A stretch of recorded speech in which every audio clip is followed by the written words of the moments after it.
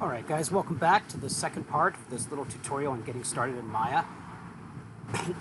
Now the last one I actually showed you how you can actually set your project, create your scene file, and open it up, but I want to actually start with building like this little stage that actually allows you to roll the ball down and start to create keys that actually can keyframe out the movement. Now, the simple structure isn't that difficult. We could basically start with a small cube. Now, the interface I'm on here is called a single pane, but if I hit the space bar, it allows me to look at this in many different ways. So I'm actually going to use now my front view here, undo, and hit the space bar here in my bottom left to get my view here. This will allow me now to add segmentation to my cube. So this is just some basic modeling. Let's see here, is this one? Yeah, that's the one I want there. That will allow me to come here now and expand. And because I'm basically going to build a small little ramp structure here. Let's go ahead and add that. Let's make that be an 8 instead. Okay, because we're just building a small little ramp to basically play around with the movement of this ball. Now I can right-click here, choose a vertex, and with this vertex selected, I'm going to move it out, and then I'm going to grab and just kind of scale up to create the illusion of this ramp so that the ball is going to roll down the ramp and come to the illusion of coming to a stop. And again, that's simply right-clicking and changing the vertices. When we're done, we can right-click and go to object mode. A shortcut for that, of course, is F8 on the keyboard and F8 to get back to object mode. Now that I've got my simple ramp built, now I can put my ball, and I'm just using polygon balls here. I could even make this a little bit lighter weight so it's not quite as fancy. And you see I get the ball at the top of call it that top of your mountain or top of your hill. Now I'm going to change this down to a different amount of time here. I'm going to have this last, let's say, 6 seconds. Well, remember we talked about 24 frames per second, so what is 6 times 24? Well, calculator, 6 times 24 frames per second gives me 144 frames. So I can come to the bottom, type in 144 for both of these values, and now you see in my timeline I've got 144 frames. Now to initially set the keyframes, to give this the illusion that it's moving, right? I'm actually going to come here. Because it's now in this location here where I want it to start, I want to do what's called a free transformation to zero out this value. And that is done in the Modify, Freeze Transformations, and you see it zeroes it out here, so on the back distance, so this is basically its spawn point. And what I'm going to do there is I'm actually going to find a couple factors.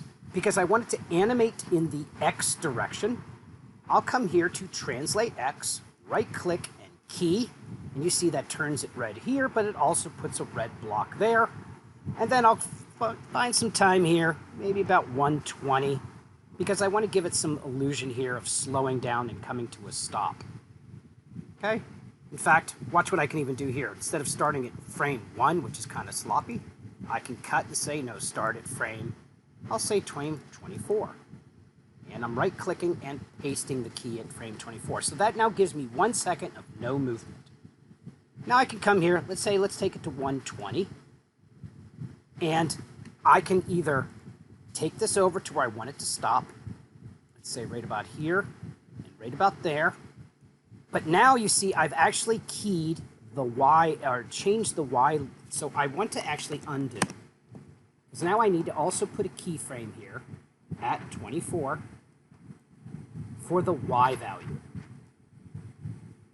And so now I can move to 120, right there. And all I need to do is grab it from the center here, place it where I want it to stop moving, right about there, highlight both the X and the Y, and right-click and key those selected, and now you see at 120, I've actually got it keyed up. Now, if I rewind and hit play, it's going to travel in a straight line, however. And that's not good, because we know this needs to be at certain places and locations at certain times. So what I'm going to do is I'm going to scrub through here. Okay, you can see the movement as it's doing. And you also notice it's moving at a very strange kind of movement pace. And that's because the type of animation here, which I can actually use the tool of the animation graph editor, is going to show me that the red and the green, where the red is the translate X and the Y is the translate Y, which is green, this is the what's called the animation curve of the performance. And you notice that it's actually kind of curvy. It's Bezier. This is because it is not a consistent value. It is actually doing an animation principle called ease in, ease out. So it's starting slow, speeding up, and then slowing down at the end. And I could actually take these and actually navigate them and change them to be even more extreme. For example, the translate Y is going downhill. Well, we know for a fact something traveling downhill might actually have some ease in, ease out factors here.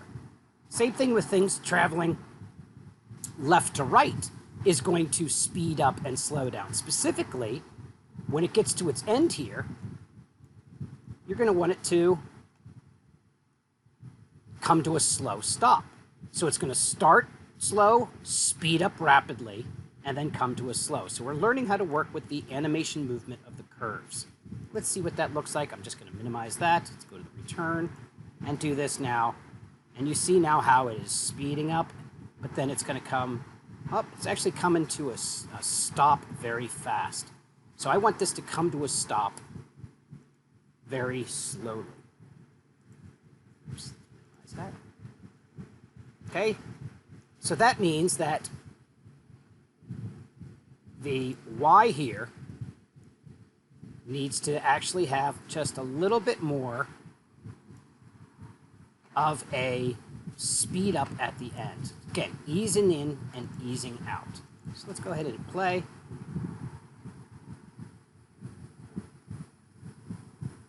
All right.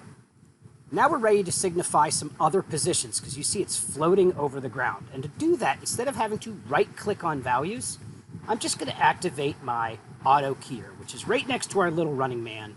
Auto key turns it red, and that means now, as I scrub through time,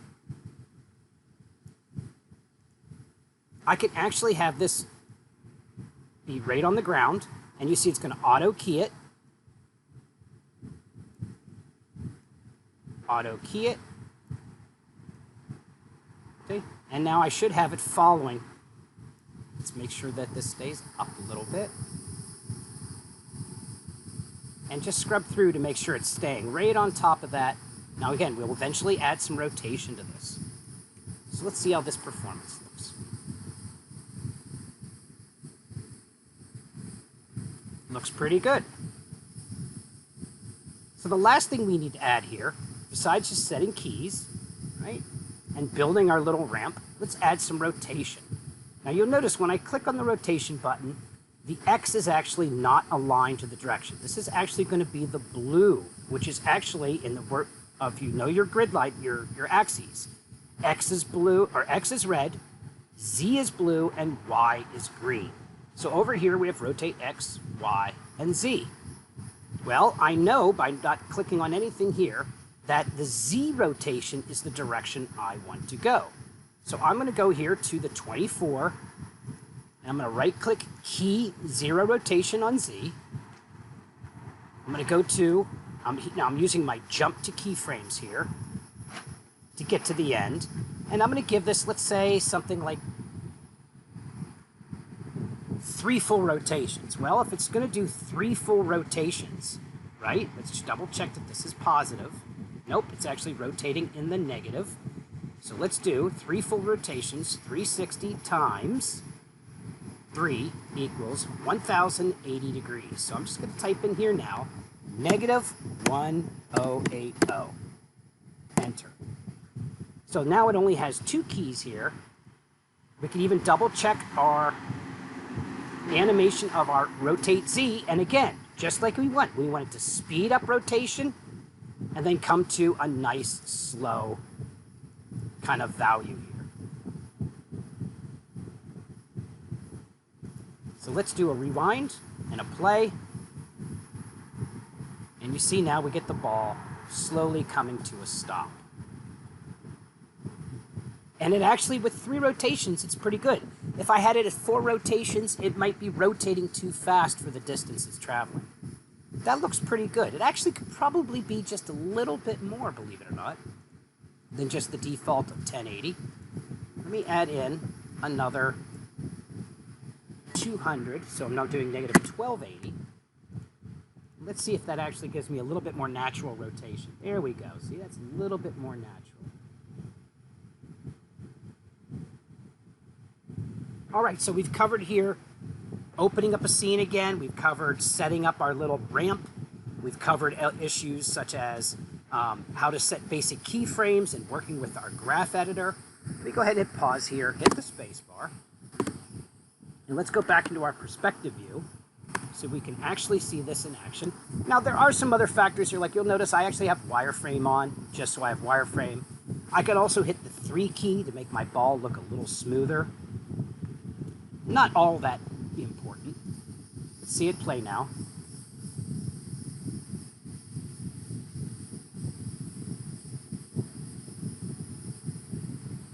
It's pretty good.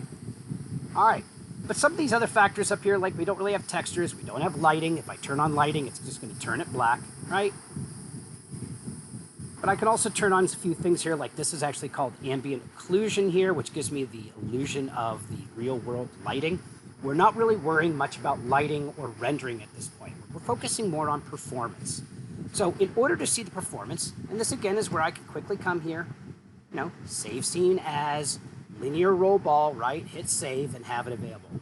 But the last thing, or the second thing I want to talk about in the next video is creating the play blast of this, and a proper play blast. So let me just cut this off here, and I'll see you guys in the next video.